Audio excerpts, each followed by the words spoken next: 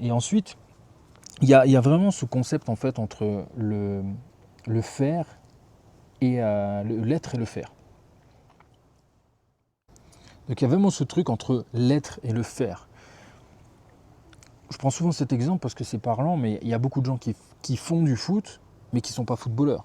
Et c'est OK avec ça. Il y en a beaucoup qui font du sport, mais qui ne sont pas sportifs. Et un exemple tout simple, il y a plein de gens qui font du sport, tu leur dis, ben viens, on prend les escaliers. Ah non, non, je prends l'ascenseur. Ah non, je prends l'escalator. Parce que pour eux, faire du sport, c'est à la salle. C'est pas un mode de vie, c'est pas un mode de vie, c'est pas un lifestyle. Faire du sport pour eux, c'est juste, voilà, à la salle. Donc, ce que je veux dire par là, c'est qu'on peut pas, en fait, il faut être au clair déjà sur ce qu'on fait et ce qu'on est, et également sur les résultats qu'on en attend. Parce que quelqu'un qui fait du sport ne va jamais avoir les mêmes résultats que quelqu'un qui est sportif. Et inversement, quelqu'un qui est sportif ne peut pas se contenter de résultats de quelqu'un qui fait du sport.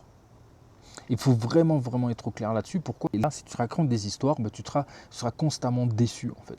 Déçu par tes résultats ou déçu parce que tu n'atteins jamais, en fait, tu mets la barre trop haute.